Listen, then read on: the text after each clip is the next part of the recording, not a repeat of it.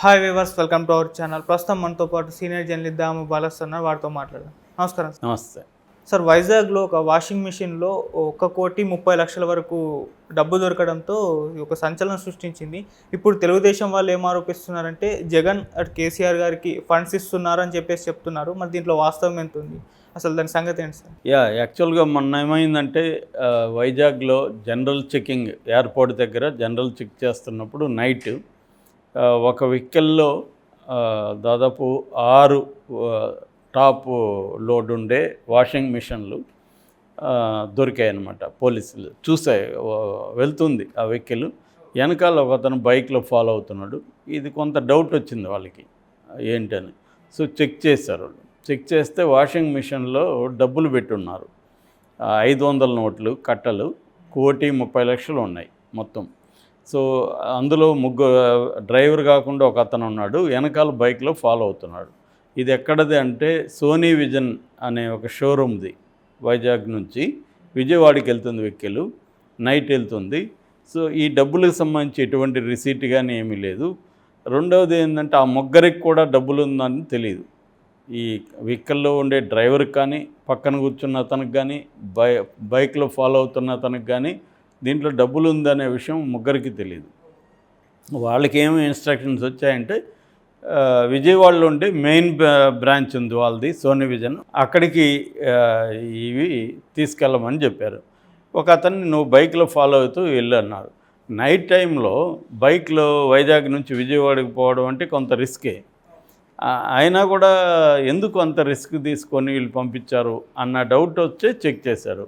So దీనికి ఏ రకమైన receipt లేవు. దాంతో వీళ్ళు మామూలుగా పోలీసులు ఏం చేస్తారంటే ఇటువంటి జరిగినప్పుడు వాళ్ళు పై ఆఫీసులుగా దృష్టికి తీసుకెళ్తారు. అలాగే ఏసీపీ నరసింహమూర్తి అని ఆయన రంగంలోకి దిగారు. ఆయన ఇన్వెస్టిగేట్ చేశారు.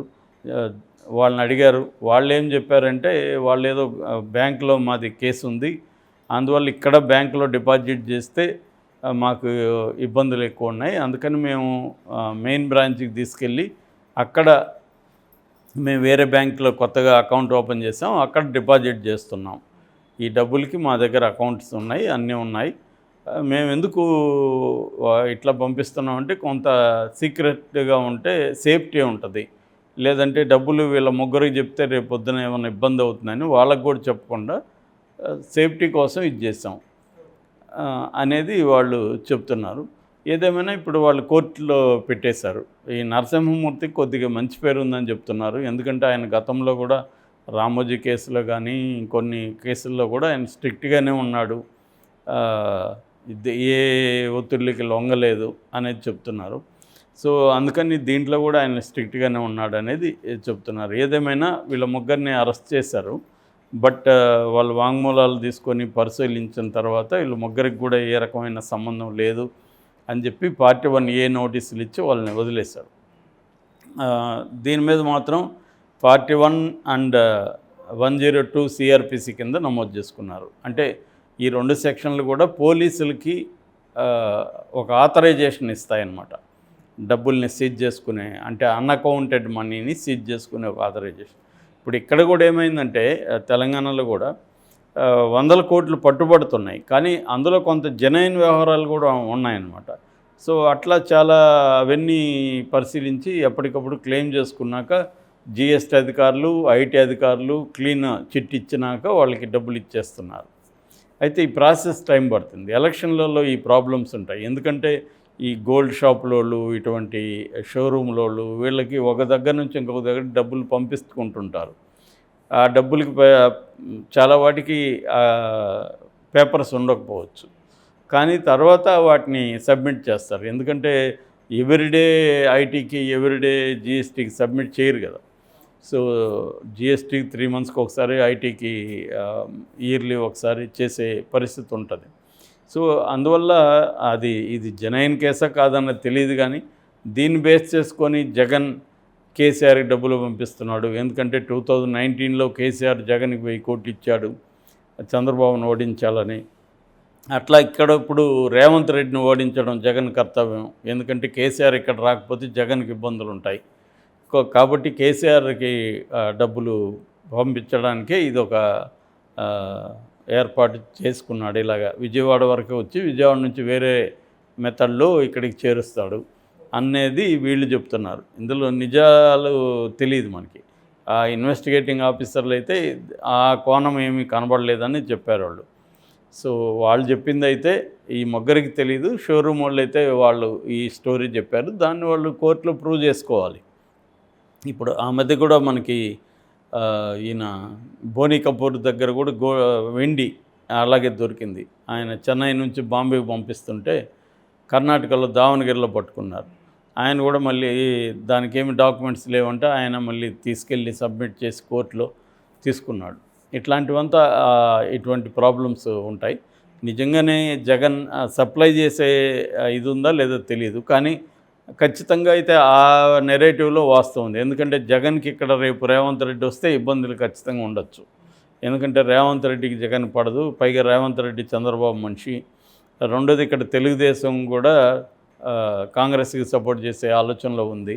సో ఈ కాంటెక్స్ట్లో రేవంత్ రెడ్డి రాకూడదంటే ఇక్కడ కేసీఆర్కి జగన్ సపోర్ట్ చేయాలి ఖచ్చితంగా. కాబట్టి ఆ రకంగా ఉండే అవకాశం ఉంది. రేపొద్దున ఇది కుడ్డి ప్రోకలాగా ఇప్పుడు జగన్ కానీ సపోర్ట్ చేస్తే నెక్స్ట్ ఆ ఎన్నికలకి కేసీఆర్ సపోర్ట్ చేయొచ్చు జగన్కి. ఎందుకంటే అక్కడ కూడా చంద్రబాబు రాకూడదని కేసీఆర్ కోరుకుంటాడు. సో ఈ రైవలరీ ఎప్పటి నుంచో ఉంది. కాబట్టి ఆయనకైతే అవసరమైతే ఉంది జగన్కి. మరి నిజంగానే డబ్బులు పంపిస్తాడా? కేసీఆర్కి డబ్బులు అవసరమా? మరి కేసీఆర్కి అవసరమైతే ఈయనే 1000 కోట్లు లాస్ట్ ఎలక్షన్లో జగన్కి ఇచ్చాడంటే కేసీఆర్కు అవసరమే ఉంటాయి.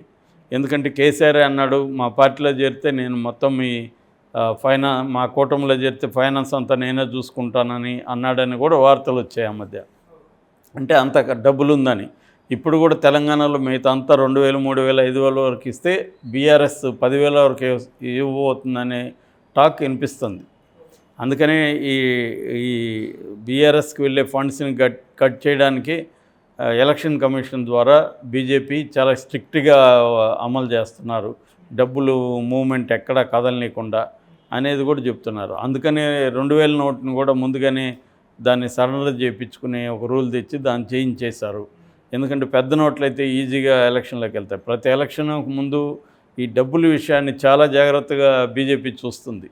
ఐటీల మీద దాడులు చేయించడం, ఎవరైతే ఫండర్స్ ఉంటారో వాళ్ళందరినీ కట్ చేయడం, ఇవన్నీ చూస్తుంది. అది అర్థమైన రీజనల్ పార్టీలు కూడా 1 year ముందు కాకుండా ఒక 2-3 years ముందు నుంచే వాళ్ళు కూడా డబ్బులు ఆర్గనైజ్ చేసుకుంటున్నారు. ఎక్కడికక్కడ లోకల్గా డంప్స్ని క్రియేట్ చేసుకొని లోకల్గా డంప్స్ పెట్టుకుంటున్నారు. ఎందుకంటే వాళ్ళకు కూడా ఐడియా వచ్చేసింది, ఇప్పుడు అనేక ఎలక్షన్లో చూశారు కాబట్టి.